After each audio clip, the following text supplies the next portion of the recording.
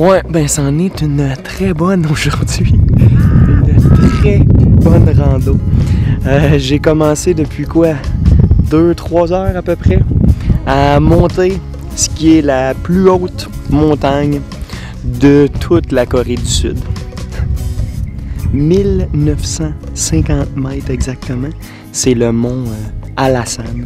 Et là, je dois être, je sais pas, peut-être à un peu plus que la mi-parcours. J'aperçois le sommet au loin. Et belle journée. Un petit peu de nuages, puis mais pas tant que ça, c'est bleu. C'est juste qu'autour de la montagne, c'est, je sais pas, un peu de brouillard, on dirait. Je peux pas voir très loin, mais on voit d'autres cônes volcaniques. C'est de toute beauté. Juste fatigué un peu, là. Il reste la partie la plus abrupte. Fait que... on continue ça. Yeah.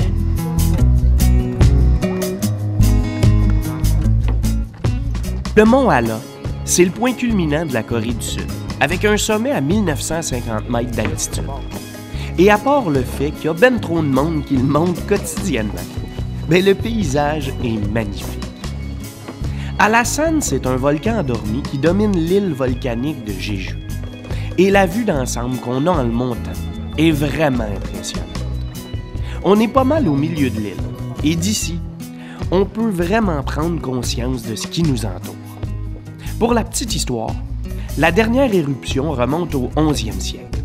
Et ce qui caractérise l'endroit, bien, c'est l'étendue des tunnels de lave créés par les éruptions passées. Alors, comme je vous ai dit, il faut vraiment être capable d'oublier qu'on est entouré de centaines et de centaines de personnes. Et croyez-moi, la montée est pas reposante. Le dénivelé est intense et le sentier est vraiment pas large. Ce qui fait qu'on est souvent en train d'attendre en arrière d'un groupe plutôt lent. Mais sérieusement, on peut pas vraiment se plaindre, parce que chaque coup d'œil vers l'horizon est récompensé par des images tellement spectaculaires. Et tout ça, ben c'est à perte de vue. Bon, ben c'est fait, on y est. C'est un nouveau sommet que je peux ajouter à mon actif de mes multiples randos depuis le début du trip. Et c'en est tout un. C'en est un très beau. Le mont Hallasan est quasiment 2000 mètres, presque 2000 mètres. Et bon, à défaut d'avoir une belle vue aux alentours, parce que c'est très, très blanc, une nappe de nuages fins, on a une super vue sur le cratère intérieur de l'ancien volcan, du volcan éteint. Et c'est de toute beauté. C'est de toute beauté. Il y a un petit peu d'eau au milieu. Il y a même des dents. Ouais, il y a même des dents qui s'alimentent là, au milieu de tout ça. Et contrairement à tout le long de la randonnée qui avait à peu près 1000 personnes, ben là, c'est pas mal plus calme. Pas mal plus calme. Ouais, ben c'est un peu plus facile que je pensais, honnêtement. Je suis pas descendu, là. Il me reste... c'est 9,6, presque 10 km. Juste monté. Fait que... je sais que la descente de l'autre côté est supposée d'être un peu plus à pic. Donc... ouais, je vais rester un petit 10-15 minutes. Mais c'est pas agréable, il y a des petites bébites qui volent au vent, puis on en reçoit partout dans la bouche, dans les yeux et tout, fait que c'est pas super agréable. Donc, je me repose un peu, puis on repart ça. J'en ai pour au moins 3 heures de descente. Ah, ça me tente plus, là. Une fois que j'ai vu ce que j'avais à voir, là. Fait que... ben sur ce, je vous laisse. Je continue ma contemplation de ce magnifique endroit. Hallasan Volcano, en plein cœur de Jeju Island. Mais ça me fait chier, j'espère que les nuages vont se tasser parce que je pourrais voir toute l'île, hein? Toute l'île et la mer.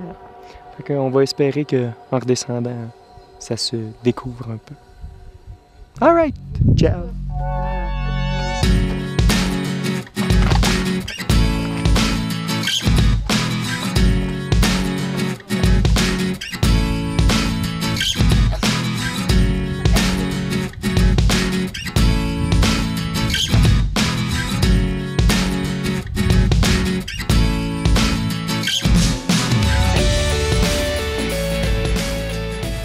Un vrai bonheur pareil, hein? Je suis sur l'île principale la plus au sud de toute la Corée, pratiquement au milieu de nulle part. J'ai monté un cône volcanique pendant des heures et des heures et apprécié des paysages à couper le souffle. Puis sérieusement, c'est dans des moments comme ça que je suis capable d'apprécier au maximum l'aventure incroyable que je suis en train de vivre. Tout seul ici, sans personne d'autre. Juste moi. Mes yeux pour contempler et ma mémoire pour jamais oublier. Ouais.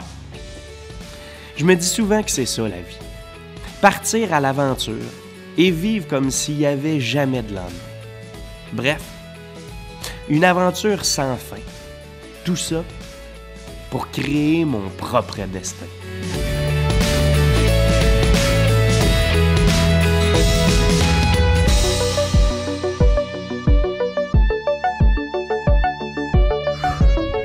Disons que la descente est pas mal plus agréable. Pas mal plus spectaculaire, plus beau, ouais. Et à part le groupe qui est en arrière, là, j'ai pratiquement croisé personne. Ça, c'est de la vraie rando. Parce que quand la piste est comme une autoroute, puis que ça pousse, c'est pas large, c'est pas cool. Mais là, seul en nature, c'est comme ça que ça doit être. C'est comme ça que ça doit être.